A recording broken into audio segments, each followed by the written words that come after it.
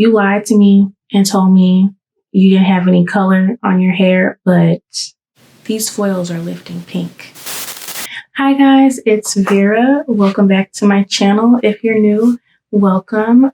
My name is Vera. I am a St. Louis-based stylist. It's been a minute. I know a lot of you may have been wondering where I've been, and big shout out to everyone who has been reaching out to me, whether it be on Facebook or in the comments or in my DMs. I appreciate you guys checking in and just connecting and just sharing your stories with me. Sorry if I am like whispering or if I sound nervous. It's because I am. And if my surrounding looks different, it's because I have moved to a new space. Before we hop into that, I just kind of wanted to give you guys an update, because if you've been keeping up with my journey, you know I started in my first salon loft in 2020. I started February the 21st maybe, and then I had to close for 2 months because of COVID. So I was not open from maybe like March the 6th to maybe May the 6th. It was kind of hard for me to decide like what's going to be my anniversary date, because I was literally open for 2 weeks and then we closed. So sometimes I tell people like March is when I really May, I'm sorry, it was when I really started back working. We are now in August, so I have officially been, like, if we go off of the May anniversary date, I would have been open for May, June, July, August, a year and 3 months. First, what I really wanted to start off sharing with you guys is things that I have learned within this first year of living the sweet life, and just things that I would want to tell like myself, if I could go back and tell myself something, or if I can share something with you guys that are interested in taking this leap of faith.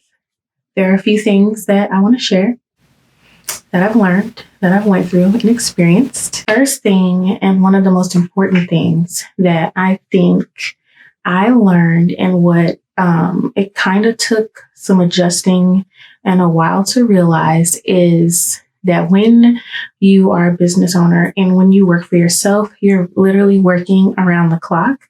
And it's kind of like this, I'm sorry, y'all, I'm so nervous. But so basically it's like the saying that I've heard: you quit your 9 to 5 to work 24/7. That's literally what it's like. You are in charge of everything. You are in charge of your schedule, booking appointments, responding to customers and clients with questions. You're in charge of cleaning, inventory, website, marketing, photography. Like, you are literally in charge of everything, unless you decide to outsource some of those things, which I don't think is necessarily a bad thing to do. But when you're just starting out, sometimes you don't have the resources or funds to do that. So you're going to be doing everything on your own, in addition to working behind the chair. And it's very time consuming. It takes up a lot of time. Clients will call you on your off day. They will text you at midnight. They will book appointments at 2 a.m. It's a lot of things that there's no buffer in between you and the clients and the business. Like, you can't just close the door and go home and not think about it, because you're a business owner and you're in charge of everything. And I know you guys know that I'm really big on education and growth and continuing to learn. And when you are on your own, you don't have an employer that lines up education and courses and classes for you to help grow your craft. Those are all things that you have to not only look for on your own, you also have to foot the bill for them on your own as well. Also, I don't really know how many salons have 401ks, because I've never worked in an actual like salon setting before, but there's no 401k. You have to do all of those things on your own. You have to pay for your own insurance. You have to figure out your own retirement plan. Literally everything is on your own. And if you choose to hire help or an assistant or an employee, and then like you are no longer a self-employed business owner, but you have employees, like you're going to have to cover all of those things for them too. I mean, that gets a bit tricky. I guess it depends on if you're going to have someone full-time or part-time and all that jazz, but you literally have the world. It feels like the weight of the world is on your shoulders and you have to make everything work or else you fail. I know that sounds cruel, and I'm probably just being really awkward right now because I don't know if people can hear me or not, but whatever. And I feel like it is also a little bit different when it comes to like having a community or a tribe. When it comes to making friends and meeting people at work, it's a little bit different when you're in a salon suite, especially if you're in one by yourself, because everybody's busy. Everybody, depending on where you're at as well. Like here in my new space, everyone for the most part kind of keeps to themselves. But people have been friendly, but it has never gone past just like hi and bye and borrowing things from each other. But I haven't been here for that long, so who knows what can develop from there. But it's also can feel a little bit secluded because you don't have that team camaraderie type environment in your own suite. So remember that too. If you're one of those people who like crave teamwork and working with someone and whatnot, you may want to do this with someone, or you may want to booth rent and not necessarily be in your own suite. Another big thing that I learned over the past year and something that I wish I would have known sooner is that you're going to have bad days. Well, not necessarily bad. I mean, you're going to have bad days, but you're going to have low or slow days, weeks, months, and even years when you own your own business and when your pay is something that's not consistent. There's a meme that I'll like insert right here of Kim Kardashian, and it's like when I'm not booked and when I'm fully booked. And guys, literally, when I wasn't completely booked, I would cry. I would feel like I was a failure, like, why don't I have a whole lot of appointments this week? But then there would be weeks where I would be super busy and I would still be crying and I would still be stressed because it was just a lot for one person to handle. And what I quickly realized and quickly had to remember and remind myself is that not every month is going to be a 10K month or even a 5K month. Some months are going to be a little bit slower. Some months are going to be a lot more busy. Every business, no matter what the field, there is a slow season. And it doesn't necessarily mean that slow season is long or short. It's just you're going to have slow moments in your business. And instead of being negative or sad or down on yourself, find other ways to stay busy. And I like to call it just riding the wave. Whenever I have downtime and I don't have a lot of clients, I like to use that to either do a little extra cleaning or rearranging, spend more time with my kids, do stuff at home, work on my doll head, find more education or take pictures for content, sit down and record videos for YouTube. There are tons of things that you can be doing besides actually working behind the chair. And just remind yourself and just always remember that, everything is not always going to be busy, busy, busy, and to just ride the wave. Just go with the flow, basically. Another important thing that I really wish I would have known and did from the beginning of my journey is set boundaries.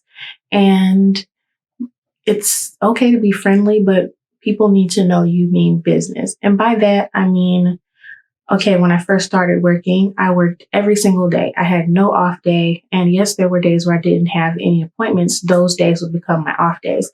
And luckily for me, when I kind of scaled back on my hours, my clients were able to adjust and they didn't really complain or leave. But I stopped working Saturday,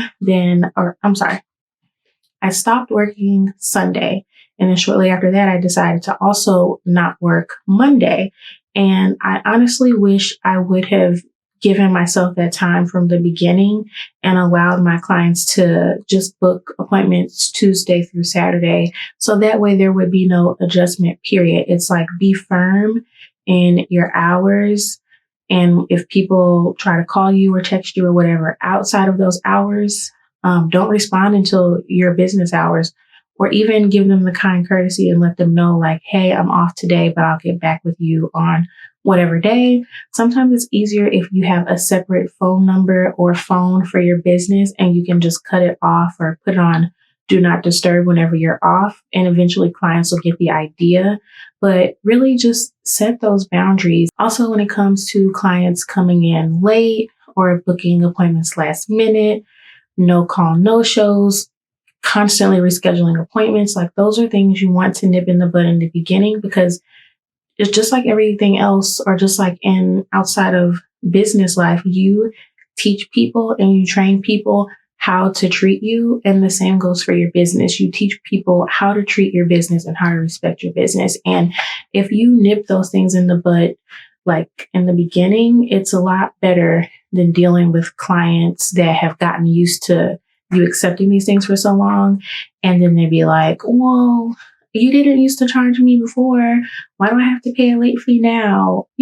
Just stuff like that. Like, just be about your business from the jump. So that way people don't get in the habit of taking advantage of you or your business. And also something I think is really important for all stylists that I see clients complain about is how, basically stylists, you have to hold yourself accountable as well and show your clients and be transparent with them and let them know that you are holding yourself to the same standards that you are holding them to.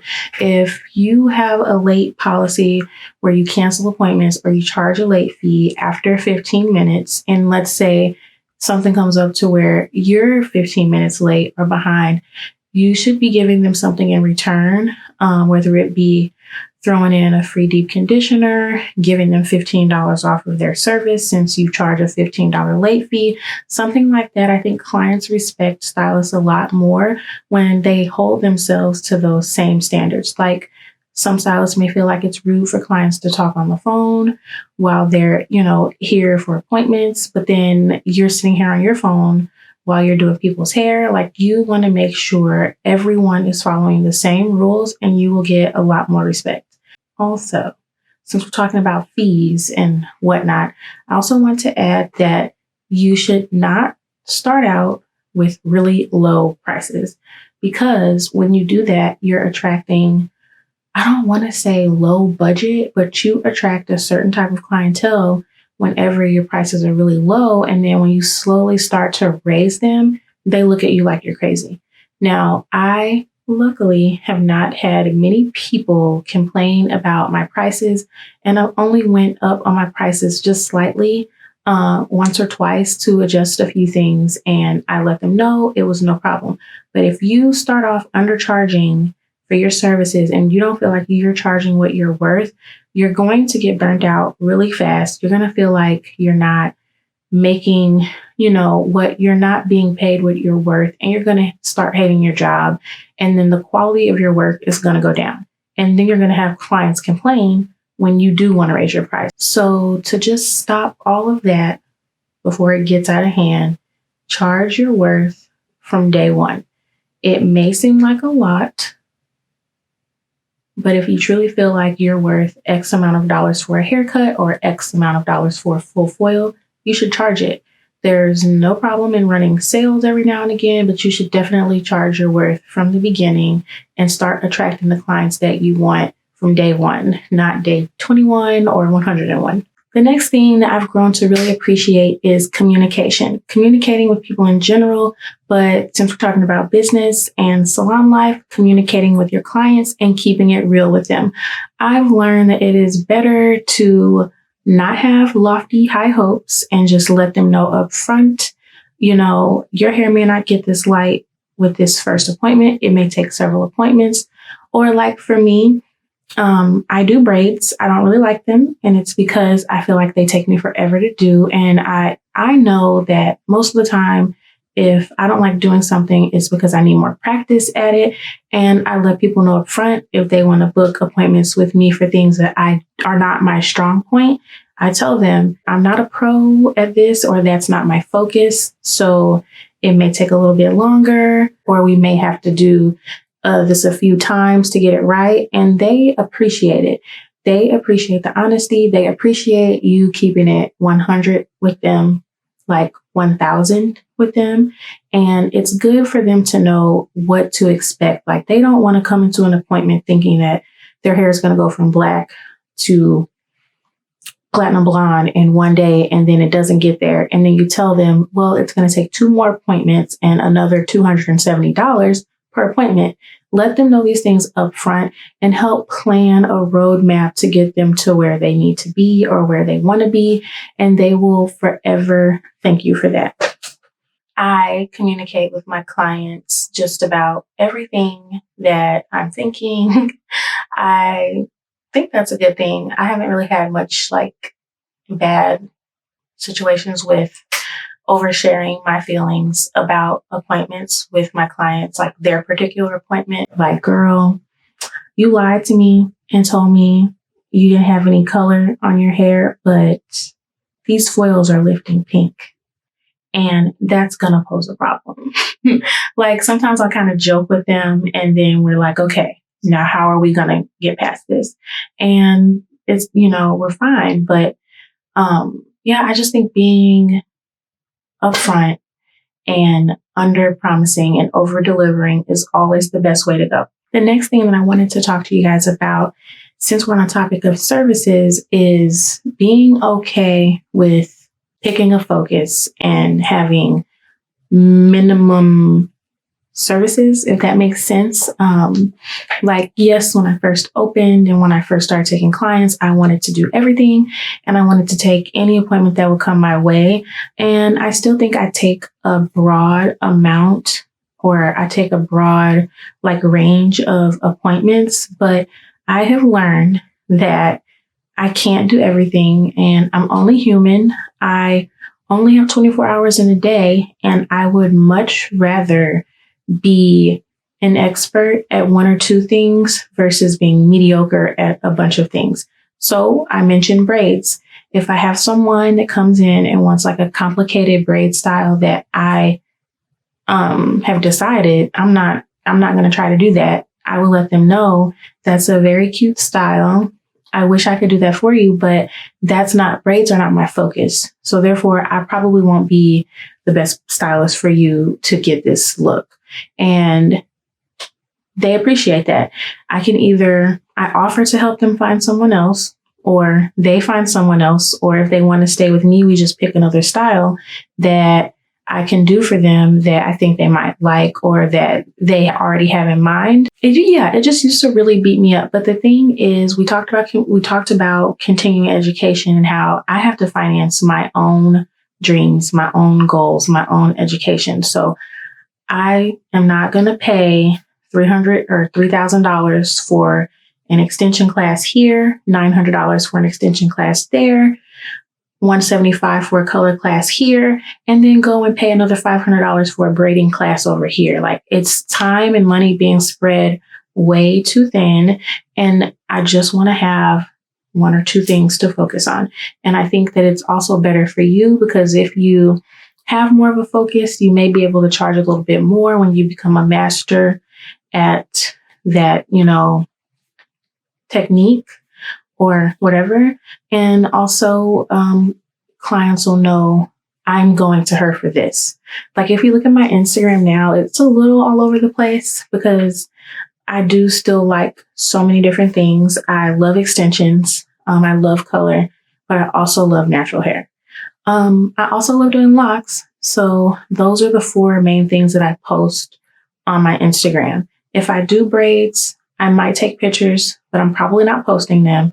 But, and I will admit, I still need to dial it back a little bit and maybe pick 2 things to focus on instead of having the 4 that I love so much, or maybe 3.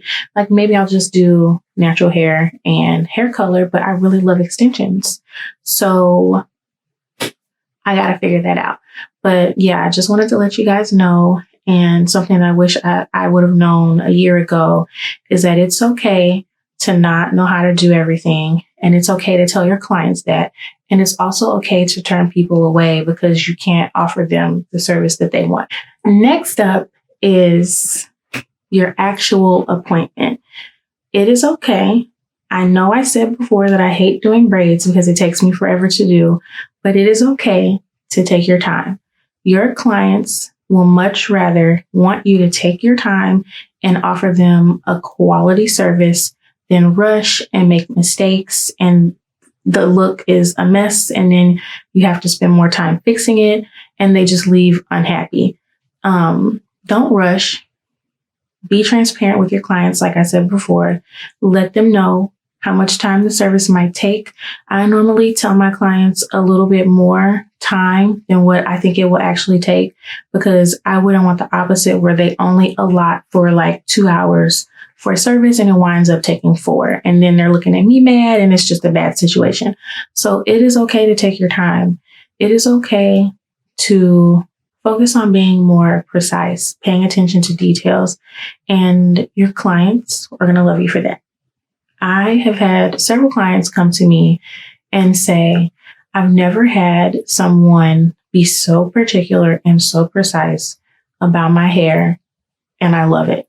They notice the difference between going somewhere that's kind of like a chop shop where you're just getting them in, getting them out versus someone who's taking their time to really love on that person and their hair and get them the results that they want without cutting corners. The focus should always be to offer a great experience over just a mediocre appointment. And if it takes you 4 to 6 hours to get there, that's fine. Which this actually leads to my next point, which is not comparing yourself to other people because you don't know what kind of quality service they're offering. You don't know how long they've been doing hair. You don't know how long it really took them to get that appointment.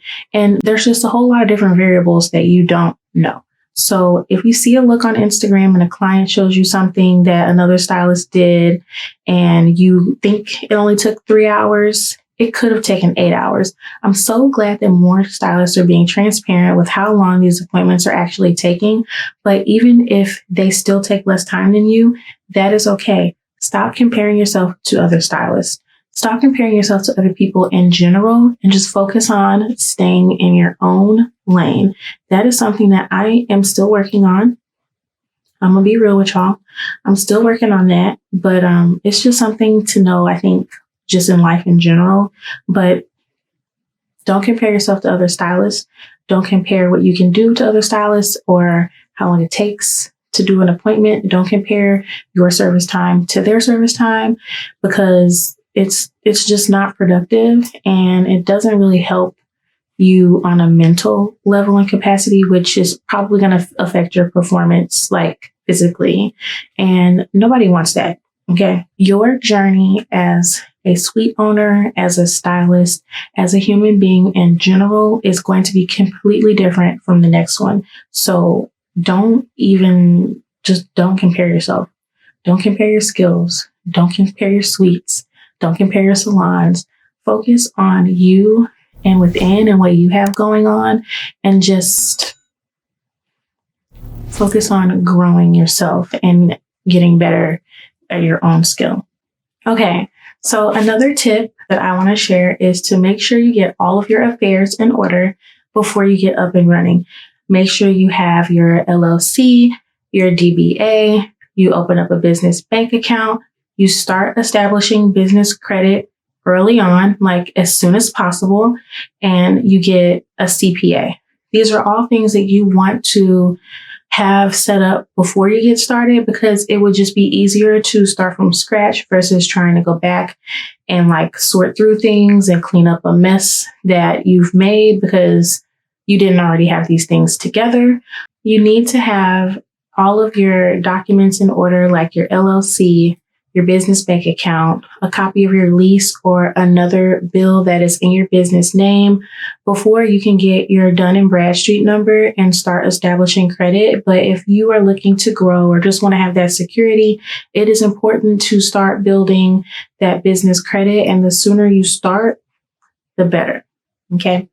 Get everything together. And I think even with COVID, this just goes to show that you want to take your business seriously and you want to get things together sooner rather than later, because there are some people who did not qualify for the PPP loan in the beginning that were interested in getting it because they didn't take their business serious. They didn't have an LLC. They weren't reporting earnings or anything like that. So just take it all serious from the beginning, get you some help with the financial part. And it's just, again, it's easier to start from square one instead of trying to go a year down the line and clean up a mess that you've made. Like me personally, I wish I would have started building my business credit sooner. And I'm trying not to like beat myself up. Like, I wonder where you'd be right now if you would have started this in the beginning. But, you know, we all live and we learn. But that's something that I don't want you guys to miss out on. So just do those things as soon as possible. If you would like for me to have a video more in depth on business credit, how to get started and how to use it, let me know and I can either make a video or I can just share some videos on a blog post or, you know, different people that you can watch TikToks or YouTube videos on or even reach out to so they can help you establish a line of credit later on down the line. So just let me know in the comments. All right. So the next thing I want to talk to you guys about is marketing.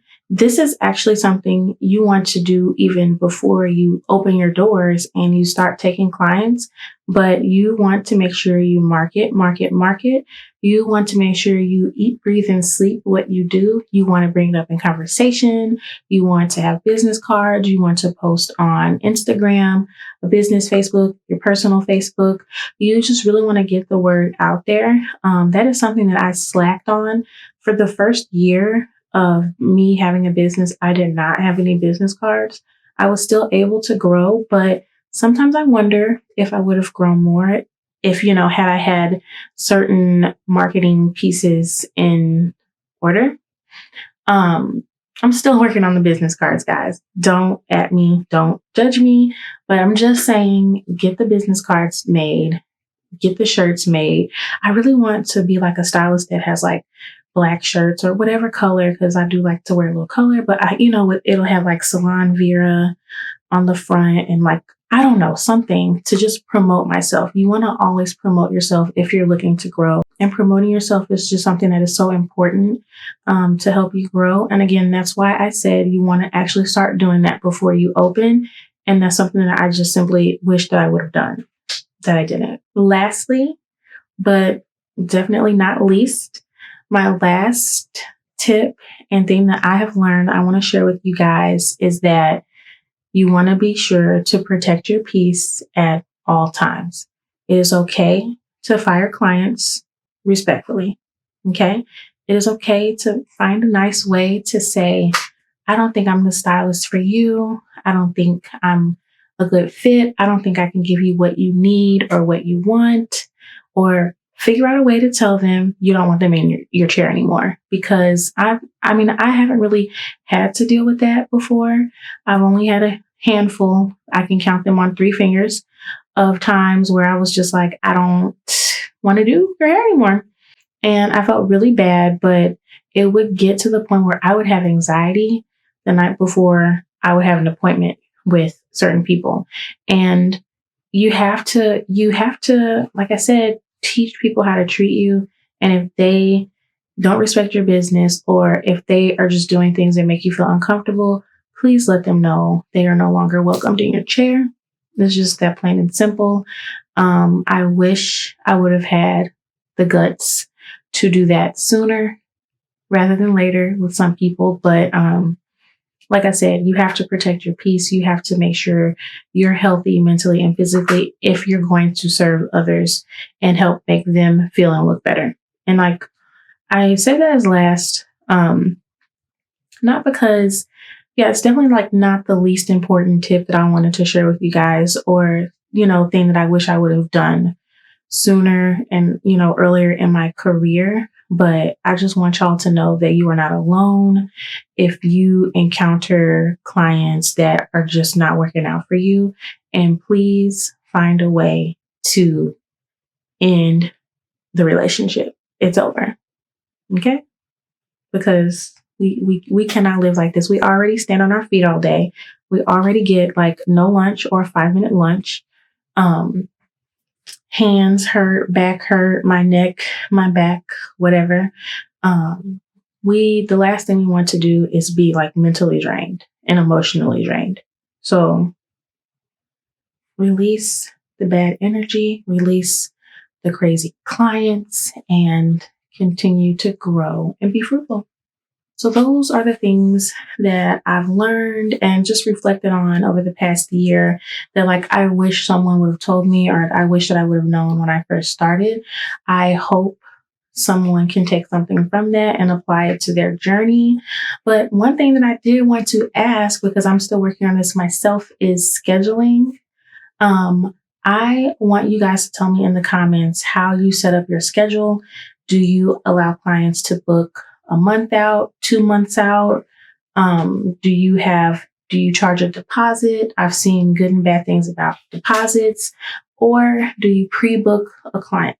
Because when I first started, I was really good at getting people pre-booked. Now I don't pre-book people for real. They all just kind of get in where they fit in a couple days before their appointment, and that's it. I have started, standing up for myself and my time. And if I have someone that cancels, I do have a cancellation policy, a cancellation fee, a late fee, and a no call, no show fee, because I just feel like that's kind of disrespectful to my business, to my time, and to my clients if people are constantly showing up really late or booking appointments and they're not coming. I have not had a lot of no call, no shows, so I'm very fortunate for that. But when it comes to those types of things, I want to know what type of policies you guys have in place, and I want to know how you book your appointments. For me right now, I don't require a deposit, and you can book appointments up to 60 days ahead of time. And it used to be a little bit more out than that, but then it's like if something comes up for me, or if I have a trip I'm trying to plan or something, I would rather not give people so much access to my time, like that. So yeah, it's 60 days for me. And again, I don't do a deposit, and I only have a late fee and a cancellation fee or whatever. I want to know what you guys do, and let me know down in the comments what the pros or cons are for you in terms of scheduling. I hope you found this video helpful or inspirational or entertaining. And I'll see y'all in the next one. All right. Bye.